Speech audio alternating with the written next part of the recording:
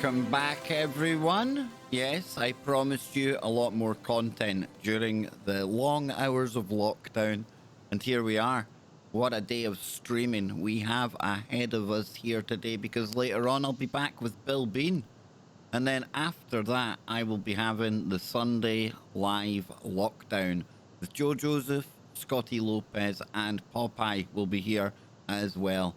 And to kick everything off today, what a very special show and a special guest I've got lined up for us, because I've also got Jimmy Jeans here co-hosting with me, and we are going to be talking to Dr. David Warmflash.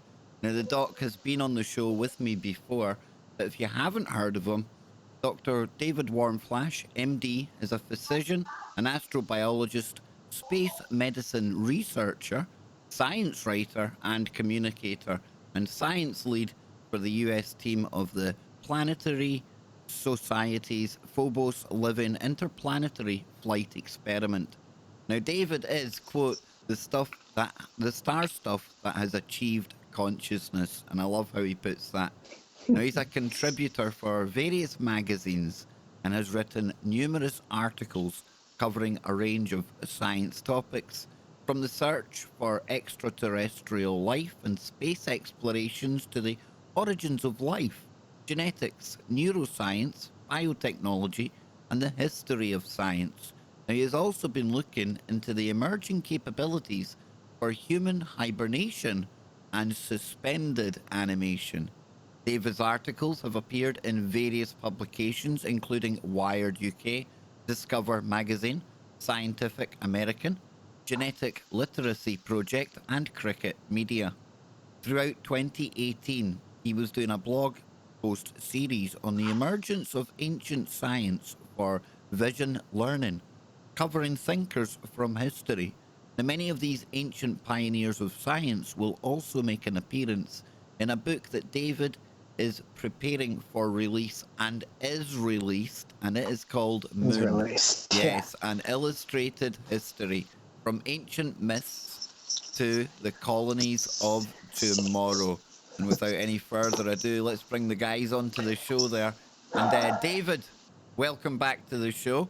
It's good to have you here. Hey, Kev. Yeah, show us Good that to book be again. on again. Thanks for having me on the show. Nice to see you again. It's nice to see you, sir. And show us your book again. Let's be seeing that book. Yeah. Yeah, it looks like this. Just look for the bright orange. Yeah. Very nice. I'm even matching it today. I didn't even do that intentionally. Just came out that way. Today, you know, we've got a lot to talk about, but as we go on during the show, the doc is going to be giving you a chance, yes, you out there, to win your very own copy of that book. So stay tuned to find out more about that, and Doc, I'll be coming back to you in just a moment. But Jimmy, welcome back, brother. I've seen you languishing on Skype. I thought, you know, this is going to be a good conversation. I know you make a very good co-host, and this is going to be good stuff. How you doing, man? Hey, I'm doing fantastic, and I am just literally just blown away by some of the, I have to say, all of the things that you are getting yourself into. And Doc, and I really appreciate being here, being on board with you tonight for this conversation, because this is going to be interesting. Glad you're on board. Yeah. Yeah. So, hey, I forgot to close the door. Can you give me 1 second? Sure. Don't worry about it. No problem.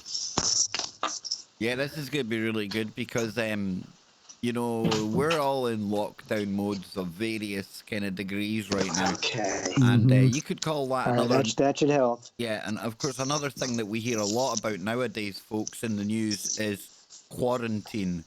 And the doc, he reached out to me, you know, a few weeks ago, and he said, Kev, how about we talk about quarantine, but from a different angle? And we're going to be talking about the quarantine that the Apollo astronauts went through. And then that's going to segue nicely into the world we're living in today.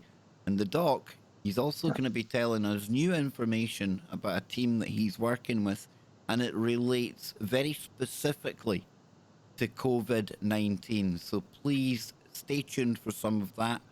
A lot of the time when I'm talking about that, all I can do is give you problems, show you some of the doom and gloom out there. And there's not many solutions on the horizon, or is there? And we'll get into that when we go on further in the show. But Doc, again, it's great to have you back here. It's been a long time coming, but everything happens Great to be back. everything happens at the right time, the right reason. So what have you been up to since we last spoke?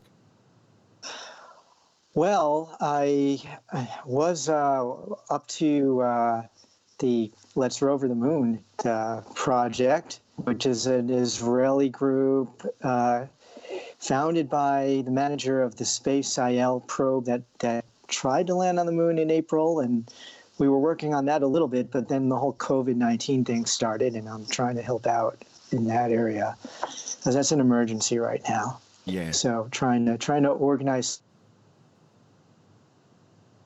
Okay, the Doc's internet isn't looking too good there, Jimmy.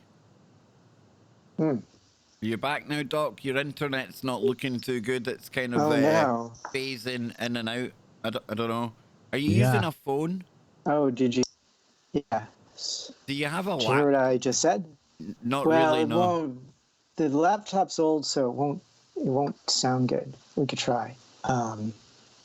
We can keep going. It's working just now. It's okay. just you really blinked out of existence there. Like really? Yeah. Okay. Okay. So where do you want to start here, Doc? Because we hear a lot about quarantine and we hear about self-quarantine. And you want to look at quarantine from a space kind of angle, first of all, and the Apollo missions, right?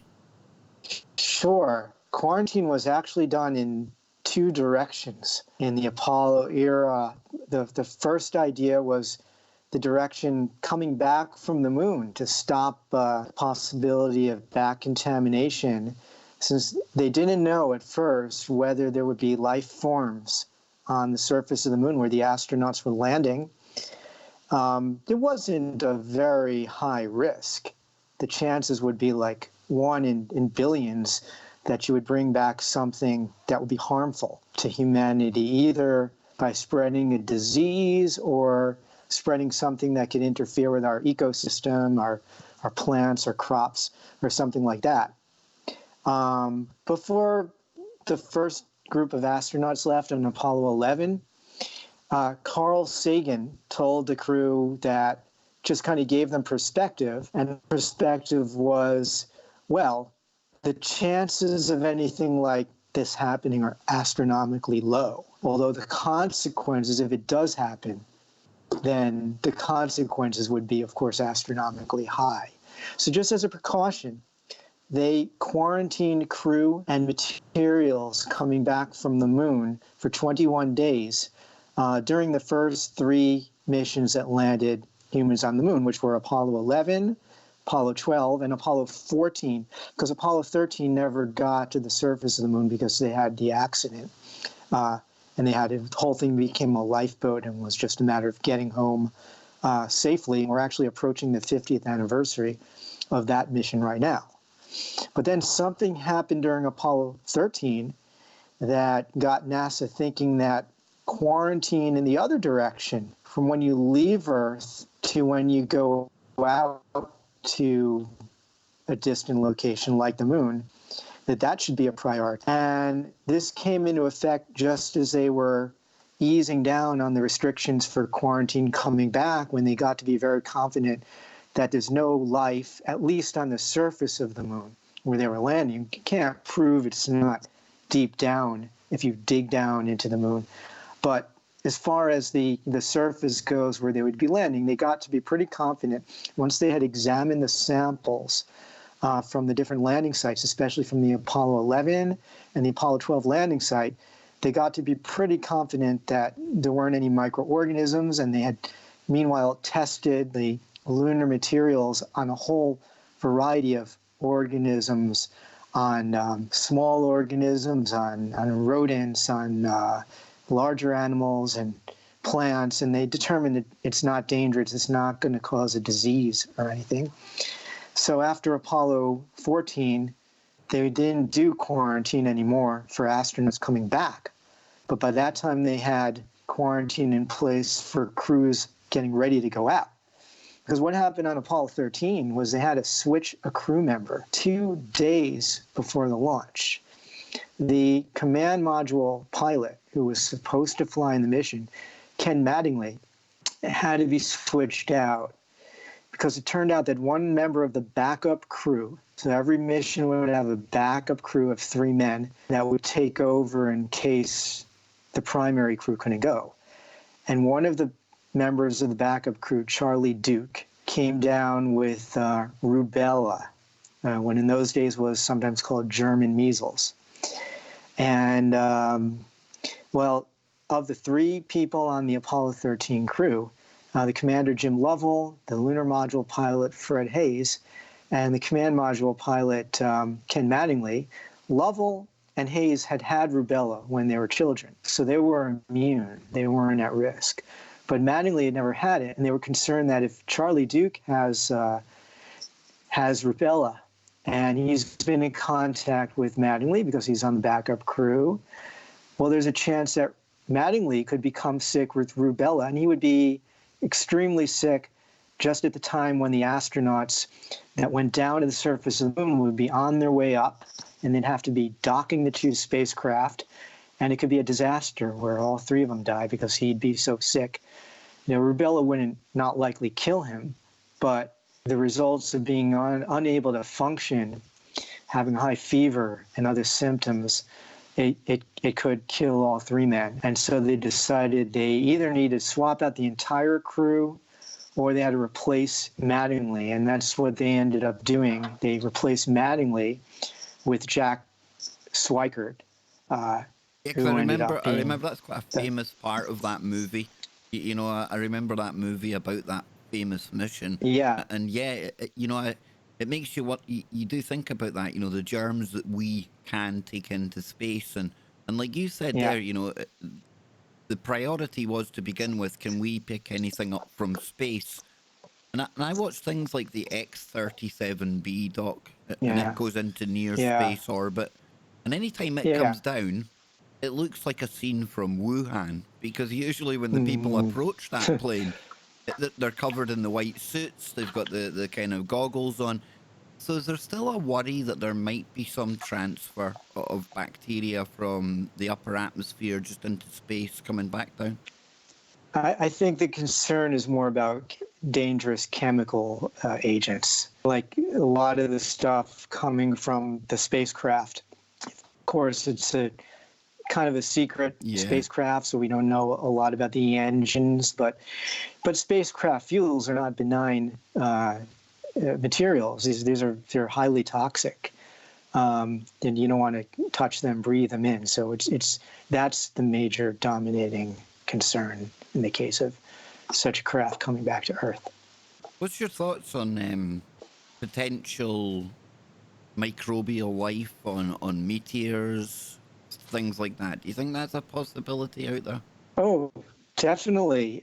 We know we get tons and tons of meteoroids are approaching Earth and end up hitting Earth, landing on Earth.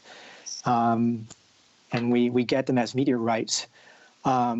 We know that, for example, we get several tons of material that has been ejected from the crust of Mars, hitting Earth every year. There's always stuff right now coming from Mars. So the question is, how easily do the organisms survive? Certain microorganisms probably survive pretty well inside. They're kind of stasis. So once they get some kind of a energy source, some kind of a potential food, they could revive again.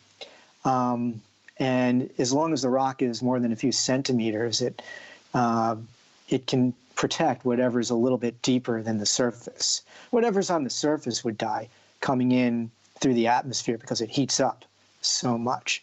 But whatever's inside could possibly live. And there have been a few examples. The most famous one, the ALH 84001 meteorite that was found in Antarctica in 1984. And my mentor for the astrobiology postdoctoral program that I did at the Johnson Space Center was the late Dr. David McKay, who trained astronauts to do geology on the moon. And He is the primary author of a famous paper that came out in Science, one of the major scientific journals during the mid-1990s, laying out the case that what features that were observed with electron microscopes inside this Allen Hills meteorite, in fact, were evidence of past life from billions of years ago, living in the rock before it was ejected from Mars because of an impact either from a comet or from an asteroid or something like that. Wow. And when it comes to these tiny microbes and things like that, we can see how they, that they're very, very resilient, and they can go to the extremes, and even they appear to reanimate themselves at times when they've been frozen and things. Now, does that kind of science, have you looked at that in relation to when you were looking at suspended animation for space travel? Because when I've looked at cryogenics, Doc, the main problem seems to be not the freezing, that process is fine, but it's the reanimation, it's warming things up again. Would that be right? Yeah, well, microorganisms can be reanimated much more easily than humans, and that's why it's a challenge to come up with a type of human hibernation that could, seriously keep people in a form of stasis for long periods of time, where you could use it in cases such as space travel, and also say someone has an illness so we don't know how to treat yet or cure yet. We could keep them in suspended animation for centuries if needed, or at least decades, till we have a cure, and then bring them back to consciousness. Is something cutting out because you're... No, you look fine here. You look fine, Jimmy. Now, Jimmy, the screen went blue for a minute. I'm going to bring Jimmy in. Jimmy, you've got a question for the doc, right? Yeah, I'm just curious, Doc. Now, because of the virus situation that's going on here on Earth, there's a lot of people that are putting forward the idea that viruses are electrical in nature, and maybe there's sort of microbiology that's activated by electrical impulses. Or so, for example, let's say a meteorite's flying through space and it's got some, it doesn't have the right electrical qualities that we have here on Earth, and that lands here on Earth. Is it possible for that to reanimate then when it gets the correct electrical charges that we have here on Earth? Would you think? Well, a virus is basically a package of different biological molecules. It's not exactly alive. It's sort of on the boundary between living and non-living. It fits one criterion, what we consider to be alive, and it does not fit another criterion. So it is capable of reproduction, which is one of the criteria that we consider to represent life, but it's really just a package of genetic material that doesn't have its own biological machinery, and it has to hijack an actual living organism in order to reproduce. So in that sense, it really isn't alive. Now, electrical in the sense of that it's encapsulated by many different proteins, and proteins are very complex organic molecules. So they have different charges distributed in different ways than in a really complex, you can imagine a system of, say, where electricity could affect it, but this is extremely complicated, and there's so many other things that could affect it much more easily, like the chemical environment. Now, if you get down to the basic level, chemistry is electrical activity, because everything that's happening in chemistry is as a result of electrons moving around, and electrons are little charged particles.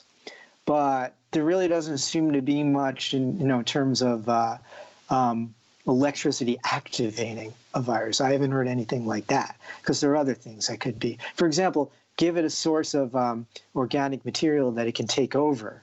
That's what will activate it. So in the case of the virus that causes the current pandemic, the COVID-19 pandemic, that is one of what we call the human coronaviruses. This one is called SARS-CoV-2 because SARS-CoV-1 is the virus that caused SARS earlier this century. And then there was a disease called MERS that was caused by MERS-CoV. And so the name SARS-CoV was used up, so they called this SARS-CoV-2 virus. And this has to get into an animal host, and that's what activates it. So in this case, if you breathe it in, if it gets into your respiratory system, it gets into cells, either of the upper respiratory tract, and then you'll have cold symptoms, to get into the lower respiratory tract. And it takes over cells of the air sacs. And just by having attachment points on living cells where it can attach itself and then get in and get its genetic material, which is a substance called RNA, which is similar to DNA, but it's a little bit different. And that can be reproduced inside the cells. That's what activates it, not electricity like a lightning strike or something like that. Yeah, it literally but needs it's very easily activated. It literally needs a host to so that it can start its replication process. Now, before we get too far into the COVID stuff, Doc, let's take a quick talk about your book as well, because I know you're going to be giving one of those books away to one of the viewers today. So tell the viewers about your book. Tell them a little bit about your book. Well, this is a book called Moon, an Illustrated History, and there's a subtitle, From Ancient Myths to the Colonies of Tomorrow. And I chronicle the history of the moon, starting with its formation 4.5 billion years ago, and then going through time for the first 10 or 12 pages. Every page is a spread with a full page illustration and then a vignette related to that illustration. So going through billions of years of the history of the moon, but then it gets into human history, where I get into ancients, and I link that up with the part billions of years ago, because different features that were formed on the moon, different craters, are named for a lot of the people in the history of science. Like, for example, this is a painting of Eratosthenes, who was the chief librarian of the Library of Alexandria. Well, there's not only a crater named for Eratosthenes, but there's a whole period of lunar geologic time. And then I take it through ancient history of where, and each time it's something where the moon played a major role. For example, here I open to this page, humanity's first author. What does that have to do with the moon? Well, it turns out that in ancient Mesopotamia, ancient Sumeria, the very first person to sign something, that was authored by that person, it was a woman, and because she was a priestess of the moon, she was a lunar priestess in ancient Mesopotamia. This is the earliest person we know who was an author, and she just occurred to her, I'll put down my name in this ancient cuneiform script. Her name was Enheduanna. And then I go through time, the ancient Greeks, a lot in ancient Babylonia, ancient Greek, and then through the Middle Ages, a lot about the Arabic researchers, all connected with the moon. The moon helped us figure out that Earth was round. The moon helped us figure out that it actually stopped a war at one point because of a solar eclipse. And a solar eclipse is caused by the moon blocking out the sun, which led a philosopher, Thales, to stop a war, because he used it to trick the military commanders into a truce. He said, the gods will punish you for fighting this war. They'll darken the skies. And so that ended a war, had a huge impact on history. In fact, you could argue that this triggered the emergence of ancient philosophy and ultimately the study of the stars and science itself. I go through different parts of the world. This is Aryabhata, who was an Indian astronomer in the Middle Ages. And then it gets into the space age and the space race. the struggle. Well, here we got the emergence of rocket technology in the early 20th century. Some key people, and then about the last 45 or 50% of the book is all about the space age and the race to the moon between the United States and the Soviet Union, and all kind of weave together, and So, the Doc, different vignettes are connected. What really sparked your interest in the moon? What was it that got you going? I mean, what was it that really caught your attention and got your imagination going?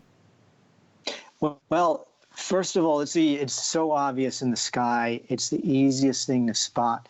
You don't need a telescope. A 3-year-old child can do lunar astronomy by looking at the moon. It's that obvious. And plus, it's the only celestial body where we've put any people so far. And it's a natural staging point for going further out into space.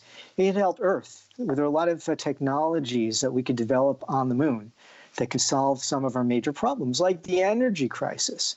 There are 2 different ways that we could use the moon to provide clean energy to Earth to support our entire power grid.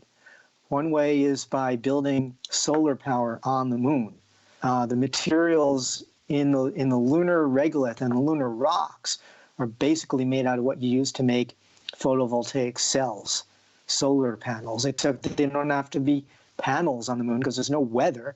They could be tissue paper thin and just lay on the surface and ring the lunar equator and provide 24/7 energy that could be beamed to Earth in the form of microwave radiation. And it's old technology, and we know how to do that. And it's actually been calculated that if you do solar energy on a very large planetary scale, it's actually cheaper to build it on the moon than to build it on Earth. Because on Earth, you need to surround everything with thick glass and cement and support it to last through wind and rain and changes in cold and temperature. You don't need to do any. And then the other thing about the moon for energy is it's a source of helium-3 from the sun, which over the next few decades, as our nuclear technology develops, we'll be able to use it to power nuclear fusion. But in the meantime, we could actually put helium-3 from the moon in medical use.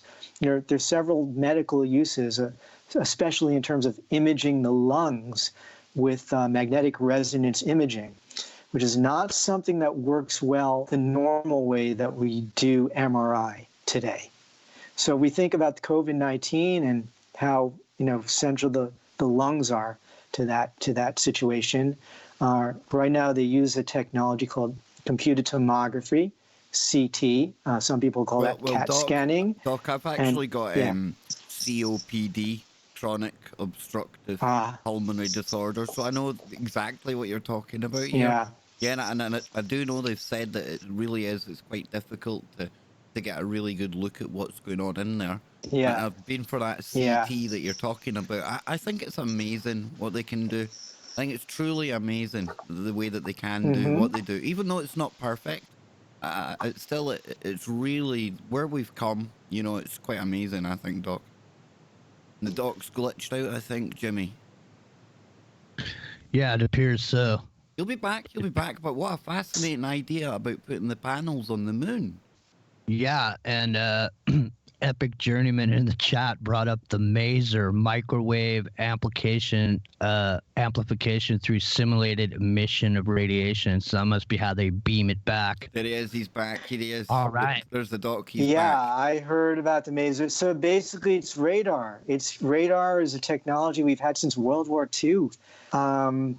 You can beam the energy as radar beams, essentially, and you could receive that energy away from population centers. It's not dangerous, and you could power the entire energy grid that way. And if we have enough power as electricity, we could then make clean fuels that we could use for things that can't run on electricity, like aircraft. So we could really clean up our environment that way and mitigate climate change. That's a really cool idea. I'd never really thought about that before, but You know, Doc, you work on these types of projects. You were working on something to do with rovering the moon before, but now you've moved Yeah. on. You're Oh, working we on, still there. That didn't go away. It's just on pause right now. yeah, everything's on pause right now because Yeah. well, you're working on something to do with this new emergency that the world is dealing with. Over here in the UK, Yeah. our numbers are starting to pick up. Italy, Mhm. Spain, it's horrendous. In America, the numbers are getting mind-boggling Oh as well. yes. Doc, Yeah. I've been covering this like from when it was in Wuhan, and you could tell right away this thing was different. You know. Yes, you could. It's very ironic because you know about the two previous coronaviruses, SARS and MERS. SARS stands for severe acute respiratory distress syndrome.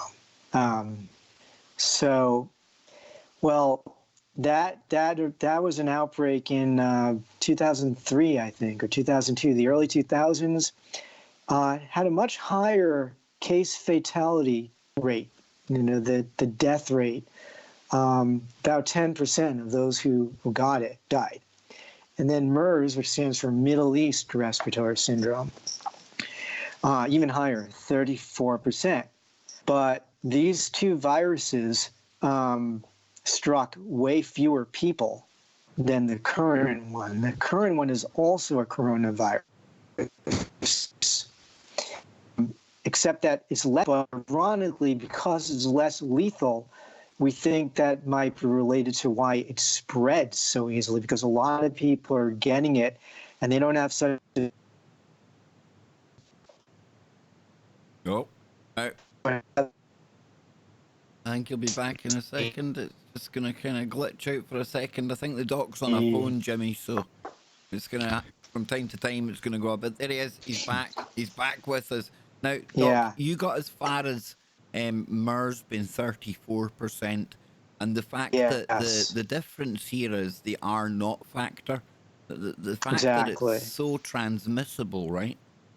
Yeah, R naught is how easily a contagion will spread. So R naught, to give you an example, if the R naught is below 1, then you're not going to have an epidemic. So with the regular flu, you have an R naught that's 1 or maybe a little lower. So even though a lot of people are getting the flu, it's not accelerating, so it won't say take over the world. Whereas if you have an R naught of 2, it means that every one person who's infected will infect 2 other people, and then those people will infect 2 other people.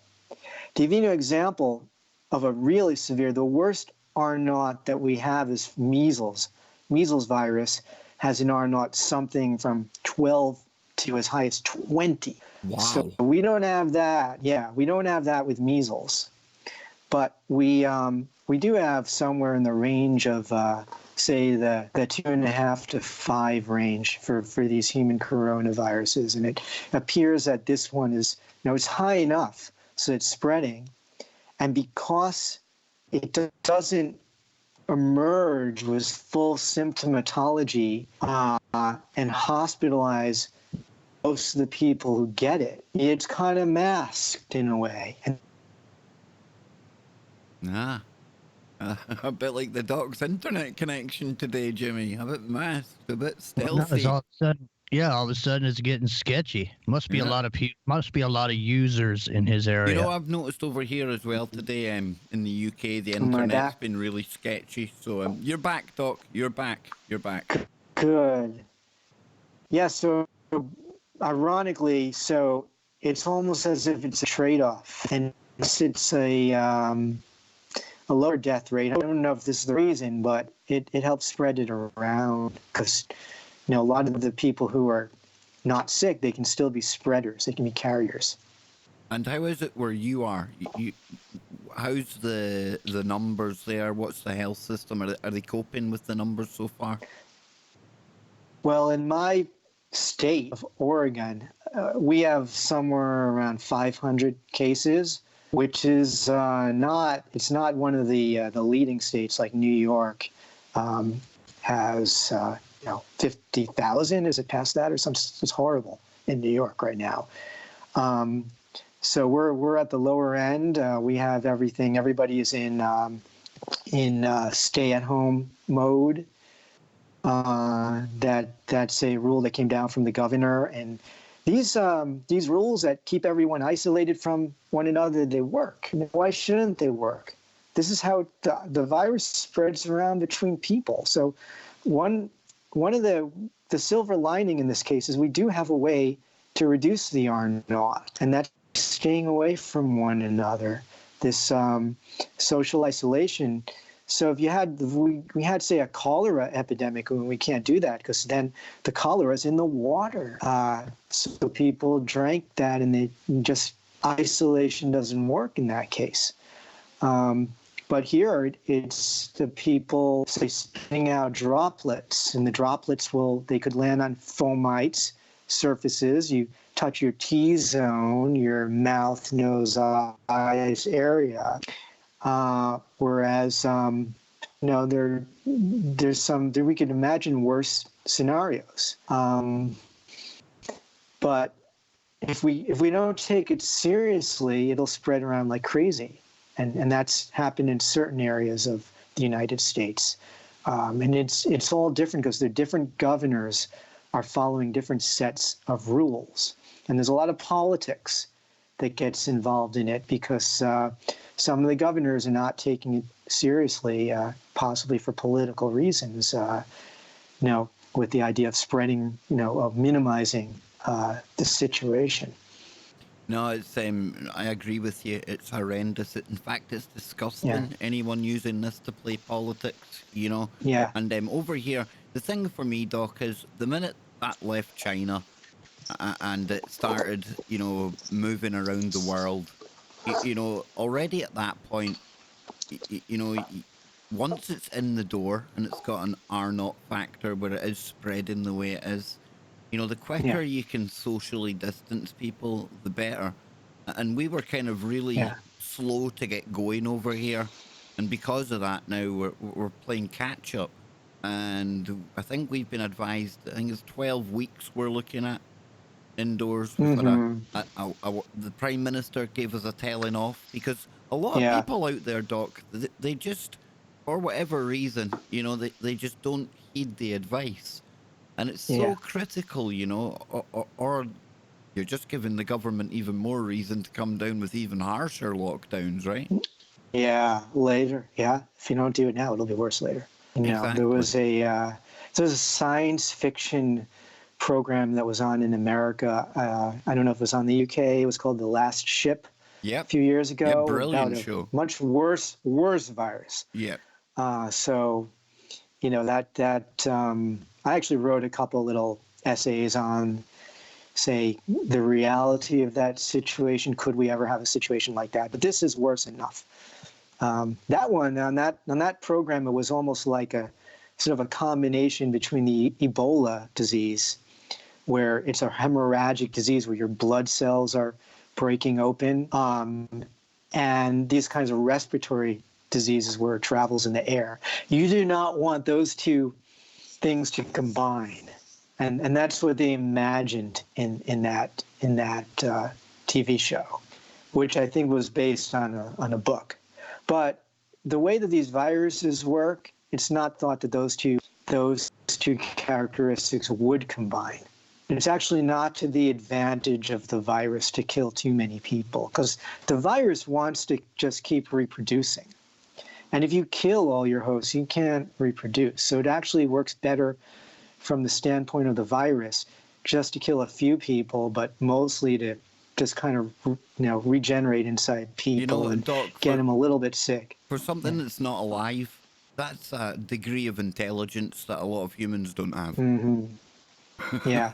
It really is, though. When you think about it, it's like some kind of, I don't know, it's like a smart bomb, a small biological smart bomb, Yeah. So when it comes to infections from space, like we were talking about with the moon, and later when we have people on Mars, when we send people back to the moon, if they start digging in the caves, we it doesn't seem likely that you would have an infection. Are you hearing me? Because you Yeah. No, it's the okay. screen. Yeah. Okay. Just keep going. We're hearing you. The reason we have these diseases is thought that they co-evolve with us, so that the reason why you would have some organism, whether it's a virus or a bacteria or a fungal agent or some parasite that would thrive inside a human and cause disease, is that it evolved with us over millions or billions of years. I actually wrote a research paper about this several years ago that was published in the Journal of Aviation, Space, and Environmental Medicine. And it's more likely you would have, if you're going to have any kind of sickness at all from a space organism, it would be more of a toxicity, something where it's not that the organism is infecting the person, but it just happens to some chemical that's toxic to us, like tetanus, for example, or like botulism, something like that. That might be more akin to a kind of disease we could get from space. But since we don't really know anything, we've not really, studied any organisms from space, we just have to be really careful when we send things out, especially if we're bringing stuff back to Earth. Take every precaution possible. Absolutely. So, Doc, you were telling us that you're working on something right now related to COVID-19. Would you like to tell us about that? Yes. Yeah, so one is in a kind of a brainstorming with a small team, trying to come up with ideas for temporary ventilators, because there's a big problem with not enough ventilators, and there's going to be a logistical problem even when they produce thousands and thousands more ventilators, distributing those on time. And we have this idea that we found that MIT, the Massachusetts Institute of Technology, came up with a similar idea, but we've identified a couple of possible points where our idea could maybe work a little better. For example, I don't think by the design of the MIT design that would hang on an IV pole, an intravenous pole where you hang bags, as easily as the design that we're looking at could do. Now, both ideas, whether it's the MIT design or some other design that we're trying to come up with, and I'm doing this with a couple of engineers and with a pulmonary intensive care physician. It's an idea that to convert manual hand-powered, what's called an Ambu Bag, a bag that you squeeze to ventilate the lungs just for a short time until you can put somebody on to a mechanical ventilator. And you see them squeezing it. Yeah, we've all seen that, I think, when they do that, yeah. Yeah, and so we're trying to move really quickly, and we're looking for funding. And so if any of the listeners want to help with this and know possible funding sources, we're open to everything. And if you could get these listeners my contact information for that, I could give them more details offline. But the basic idea is it would turn hand-powered lung pumps, which there are plenty of those in hospitals, into something that you could keep somebody on it for a few days until you get your real ventilator. But there's also an issue related to this. We were originally brainstorming an idea which unfortunately relates to something that's going around the internet, and we think it could be dangerous. Just a myth that's going around, which is that the idea of splitting a ventilator to support more than one patient. Have you heard about this? No, I haven't heard that. So we were thinking of a more like a complicated idea where we could look at the output system from a ventilator, the tubes that come out from the ventilator and that go back into the ventilator. Is there any way you could support more than one person on it? And we were thinking of doing some complicated things that would change the pressure, balloons, and all kinds of bells and whistles so that you could get the needed ventilation requirements into each individual patient. And we decided to be easier just to make another ventilator, because you'd have so many complicated devices that it's not worth it to do that. And then a couple of days ago, 6 different professional medical associations in the United States and some others around the world have come out with guidelines warning against trying to split a ventilator by simply splitting the tubing. Now the doc's glitched out. You back now, Doc? I hadn't heard of that, Jimmy. No, me either. Real interesting, right from the cutting edge from the doc. You there, Doc? Yeah, he's back. Yeah, I'm there. How far did you get? Yeah, just to where they'd come out and said not to do this in the guidelines, yes. You know?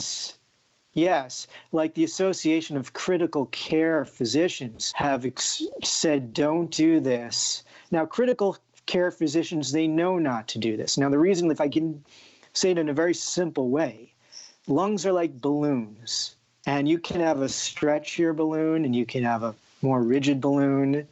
And you could also have... No. Oh. Uh-oh.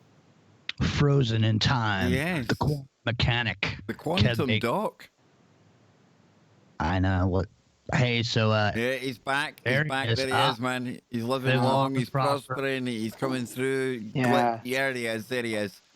So, Doc, yeah, again, pick it up where this is a kind of, this is 2 ventilators splitting the ventilator idea. Yes. Yeah, so unfortunately, I've been seeing this on just news, national news, stories about doctors saying that if push comes to shove and we get into a very desperate situation, you'll hear some of the interviews saying, I would split the ventilator between 2 people. And that even stories of people having tried it. And the only logical reason why they could be saying this is that if they're thinking of doing it or if they've ever tried it, they probably have tried it on people who had a very poor prognosis anyway, people who expected to die, just so they could get onto television and get the spotlight and look like a hero, because they know very well this won't work. And it won't work unless you have a system that really changes the pressures and the air flows around, in which case you may as well have a separate ventilator. And why wouldn't it work? If you can imagine the lungs like balloons, there's an experiment you can do in physiology when you first learn about ventilators and things. You have a tube with different balloons, or when you learn about the lungs, the stiffer balloon is the smaller balloon, for example, and you throw pressure into that system, the larger, you'll see one of the balloons expand and the other one won't. So what happens if you have 2 different patients, 2 different sets of lungs, unless they are identical in terms of how stretchy they are and how stretchy the chest wall is and how stretchy the body is, even the abdomen, which has weight on it if there's a lot of fat, then the more compliant patient is in a way going to steal all the pressure or all the airflow from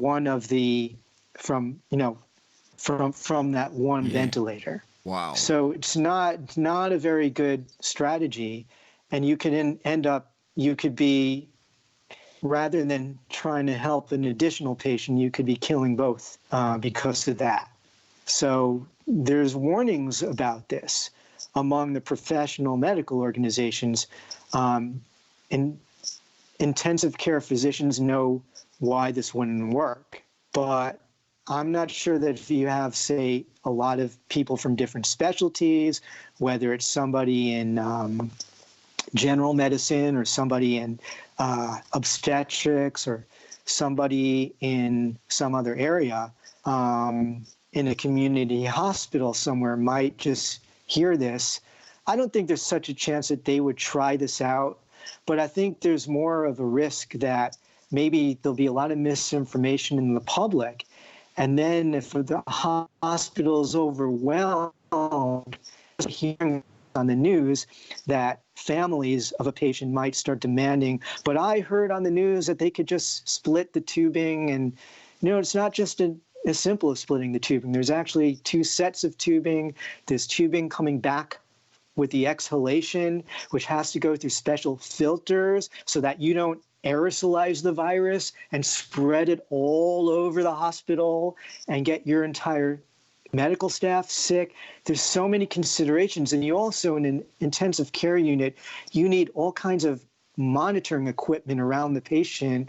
So it's pretty hard to get 2 patients into the same room where they could be on the same ventilator. There are a lot of problems with this. So really the solution is to build some very simple ventilators that you could build quickly, even if they're temporary and they can only support people for a few days till you get the real ventilators.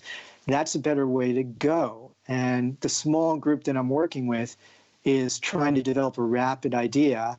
And we need to get some funding because we got to hire a few people. We got to hire a full-time respiratory therapist. We got to support people's time. We could do it. So if anyone's listening, wants to hear about it, I'll throw in an extra free copy of my book. That's from me.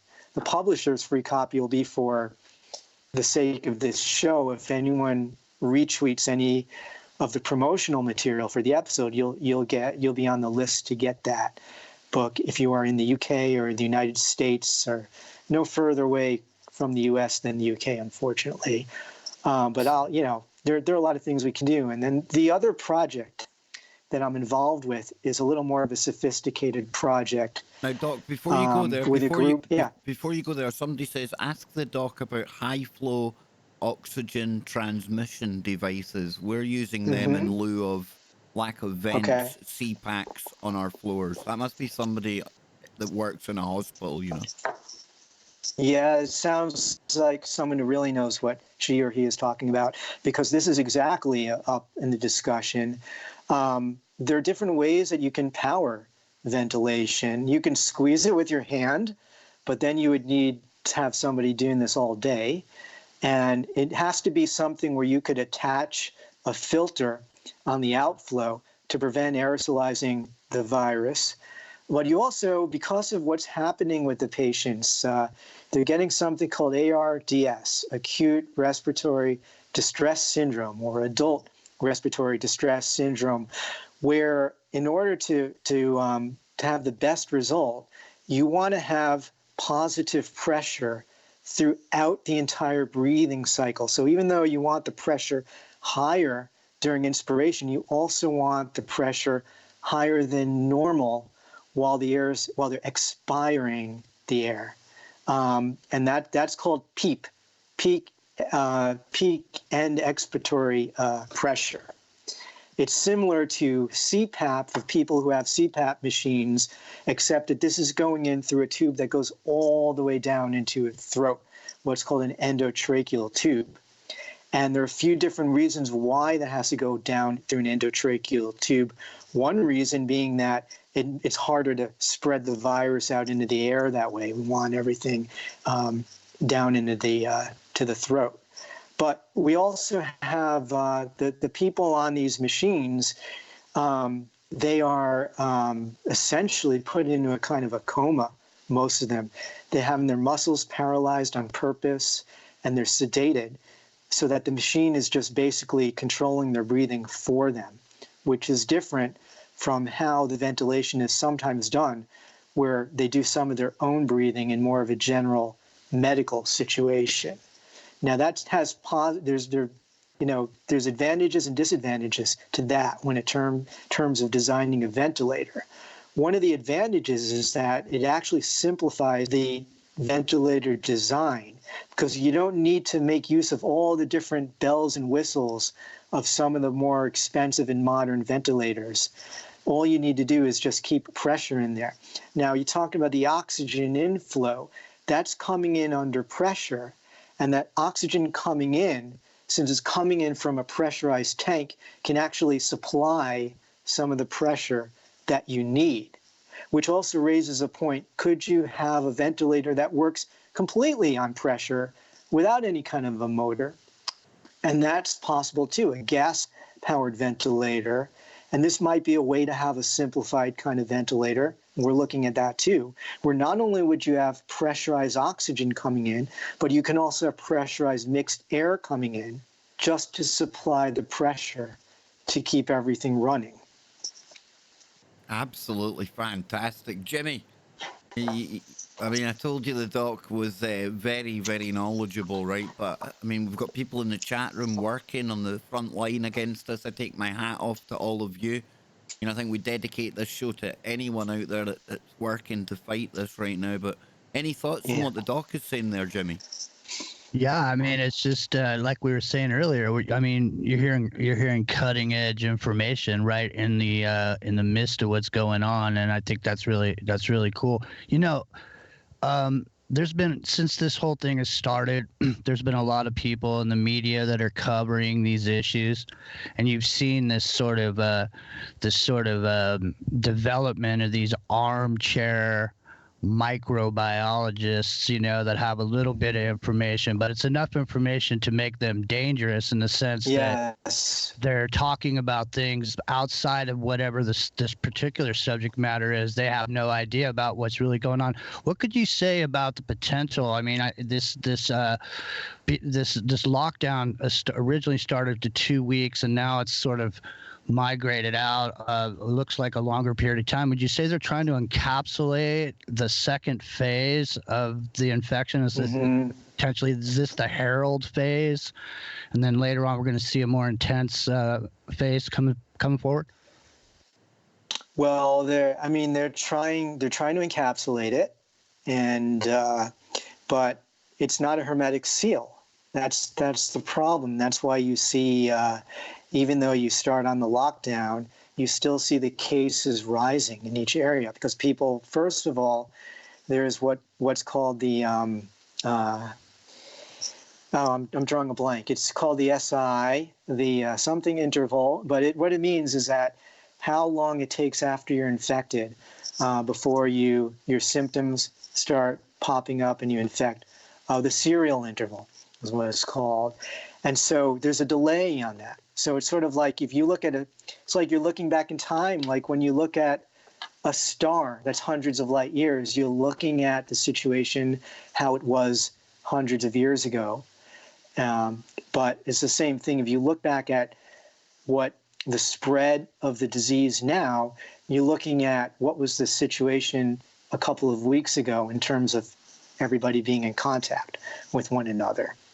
So there's a lag in the rise of the number of cases, even after you're taking your measures. That's why it's so important to take the measures early. Yeah, because it takes maybe a 10 to 14 day period for that to kick in, for those numbers to start going down, doesn't it? Yeah, and that's the whole concept of quarantine, isolation. You had astronauts isolated for 21 days because, if nothing happens within 20 days, look, you're good. Same thing with going the other way. If you're taking germs into space and you're worried about somebody getting sick during a mission, same thing. If you've been isolated for a while, you're probably okay. So, Doc, you were going to go on and mention something a bit more complex that you're working on before we got that. Yeah, what's that all about? Yeah, so I'm working with a group of computer algorithm people in Silicon Valley, and I'm their medical person, and we're developing a way to look for the disease using machine language approaches, artificial intelligence, that type of thing, by looking for signs in people that you could detect remotely. And then we're going to use information that we're getting from people on the front lines who are finding certain clinical findings that correlate with being positive, so that you don't have to depend on these RT-PCR kits to find that we don't have enough of. So in other words, maybe develop a kind of a poor man's detection test. And that'll take money. Also, for that, we are looking for money. If you know anybody, the listeners know anyone, rather than just any kind of money where people could donate, that would be more of an angel investor. That's with a private company. But if anyone knows anyone, I know there are a lot of people listening, just get in contact with me and then I could get you the details and put you in touch with the right people. We also might apply the technique to just look for more people in society who could either supply antibodies, because there's another emerging treatment, which is that you could take plasma from a person who has recovered, and you could use that. You'd filter it and use the antibodies in that as a treatment. And there's a lot of reason to think that a lot of people have made antibodies because they had a very mild form of the illness. We got to know how to find those people. And the artificial intelligence and the machine learning may help us find those people. But this takes a lot of computing power, a lot of even just electricity to power the computers that they're using in this place. So all that, everything depends on money. So is that looking more at physiological symptoms or people's habits, i.e. searching for maybe they've got a headache, they've got a fever? How are you going to deploy? What kind of data set are you running it on? Yeah. So this is very different than the usual way that you do research in medicine, where you have a hypothesis and then you have an idea what you want to look for, and then you run statistics on that. This is the opposite. This is where you say, let's look for absolutely everything, even stuff we can't possibly imagine why this would be related, and have an artificial intelligence, decision intelligence system just look through everything and say, hey, you humans didn't think of this, but look, we found a trend, and you would never have imagined why there's a trend. And once we find that, then we can look at it with more traditional statistical methods and say, oh, this is something that should be examined. Let's see if this is, it's like the reverse of how science usually works. But that's how artificial intelligence works. That's pretty cool, Doc. I like the sound of that. Now, Doc, tell people how they can get their hands on a copy of your book. And of course, somebody's going to win one on the back of this show. I believe all you have to do is go to Twitter, go to my Twitter page, and then if you retweet out the promo that I done for this show, then we will get your names. We'll put them in a little hat. Yeah. And then we'll get a name. Exactly. Yeah. So that's how they go about it. But where can people find the book normally? Is it on Amazon? The normal way, well, of course, now you can't go to, everybody's in lockdown, so nobody can go into the physical bookstores. So all the online places. You can get them on Amazon, of course. You can, in the UK, you can get them in some of your major chains have it. Is it a what's the name of your chains? Waterstones has it. Yeah. And was it Blackwell? Is that another one? I don't remember. It could be. What it's called. Yeah. Waterstones definitely has it, and I think in your Glasgow area, I think that Waterstones, last time I checked, has it in the store, but no one can go there. So then Barnes and Noble in the United States, in Canada, the chain Indigo bookstore chain in Canada. Plenty of small independent stores have it.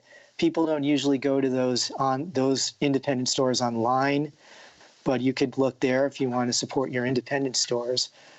You could find some discounted rates at the bigger chains, though, like Amazon and Barnes and Noble. I don't know what the price is in Indigo. The Australian chains, I think, have it online at least. So if you simply Google it, you'll be able to find it anywhere online. And fortunately, they're still delivering people's orders, and you can easily get it that way. Absolutely fantastic. And have you got any more? I know you're doing a lot of things already, Doc, but any more books in the pipeline? Yeah, there is one that's in the proposal stage that would focus on space medicine mostly. The Moonbook has a little bit of space medicine in it, but that's about everything. There's geology in there, there's history in there. This would be almost all space medicine and space biology type of book. Absolutely brilliant. Now, Jimmy, any final thoughts for the Doc before we let everyone get back to their business? No, I just want to thank him for joining us. It's been a fantastic conversation, man. We're really cutting edge information, and we're hearing information from somebody who has an education in the exact thing that's going on. And so, being in quarantine and all these things, learned quite a bit today. Thanks a lot for being here, and thank you, Kev. Thank you. Yeah. Well, we're all on the learning curve, and we're all getting the education as we do it, so we have to be really careful about misinformation. I'd encourage people to watch out for information. People who don't really have credentials saying they've got a solution, like these Y splitters for the splitting the ventilator. This is a little bit scary. You'll see people saying, "Look, we got a solution. We're 3D printing something that splits one tube into two." Big deal. This is not an invention. This is not something that was in short supply anyway. And yet they're promoting them as if, hey, we got some solution, some treatment that wasn't out there. And all they're doing is 3D printing a splitter on a device. That's not really the solution. And there may be other things that they could be 3D printing, like some personal protective equipment and things like that. So you just have to be careful about what you see and what you hear. And any advice for the people out there to stop them going stir crazy, getting a bit of cabin fever? We're all kind of, some people are kind of new to this, Doc. Our lives have got that hectic and things, and living under each other's feet. What would you say to people? Well, we're stuck for a while, isolating inside, with either a family friend, whoever lives with you. It's something we need to do. It's not just for you. Keep in mind, if you're a young, healthy person without comorbidities, without other health conditions, the chances that you would develop a severe case of COVID-19, we don't understand what makes somebody go into the severe state versus, having a mild case. But we do have statistics that said mostly you're at higher risk if you're older or if you have some other medical condition. But if you don't have another medical condition and you're not older, the chances that you will develop a severe case that puts you in intensive care are pretty low. But the chances are fairly high that you could spread it around to people, causing people who are vulnerable to enter a critical state, in which case the chances of their dying are pretty high. So we need to keep that perspective. We need to keep our resources. You're spot on, and think of others, folks. That's what I say to that. Yeah. We just have to tough it for a little bit, and the sooner we get through this, the better. But Doc, I thank you so much. This has been really fascinating. And remember, folks, if you want to get your hands on the book, all you have to do is head on over to Twitter, or there's one of our members here, Jules, in the chat room. Jules, if you email me, I will include your name, because I know that you really have enjoyed the show. But she doesn't use Twitter, Doc, so I don't want to exclude her from the chance of getting her hands on that. Yeah. So I'll share it again for Jules, and I'll put her name in the hat with everyone else that retweets this show. So Jules, don't you think you're being left out, sister? Much love to you. Yeah. And one more thing, related to the financial support of the projects, with the company doing the artificial intelligence, that's a sophisticated thing, and that is an angel kind of thing. But with the other thing, with the ventilator, if we find someone who can support big chunks of our budget. There's no problem. You want your name on it, we don't care. We can name it for you if you're supporting it. I don't care what it's promoting or advertising for you. We just want to get these funded and out there so we can help with the situation. Awesome stuff. Now, folks, I'll be back later on with Bill Bean and then the Sunday night lockdown. So over on the channel, you'll find a link to the show with Bill. I'll catch you all later. Myself and Jimmy. Hopefully I'll have Jimmy. I'll have you with me maybe tomorrow if you fancy hanging out, Jimmy. Oh, for sure, man. I'm good. I'm still in the same 21-day situation you are. Exactly. So, Exactly. You ain't going far. I ain't going far. And a big thank you to all of you who tuned in today. We do have a lot of time on our hands, and it still blows me away anytime we get any kind of audience here. You don't know how much it means to me, how much it means to Jimmy and to the doc as well. And all the best to all of you out there. Stay safe, stay strong. Keep looking at the local kind of guidelines for how to protect yourself from this COVID-19. And remember, folks, just kind of tough it out, break that chain of transmission. And before we know it, we'll be out in the streets partying like it's 1999. Yeah, or 2099. This is a time for everyone to remain calm and cool. Clearly, I want to emphasize this. Clearly, there are whether it's government officials or something else, there's clearly been negligence. But let's deal with that later after we get out of the acute situation.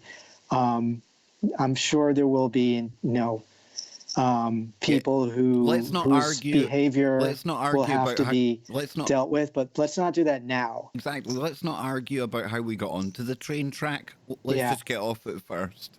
I think that's the best way of looking at it. So, folks, I'll be back later on. I hope you have a good day.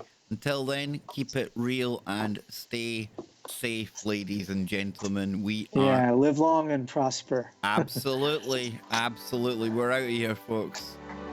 Okay.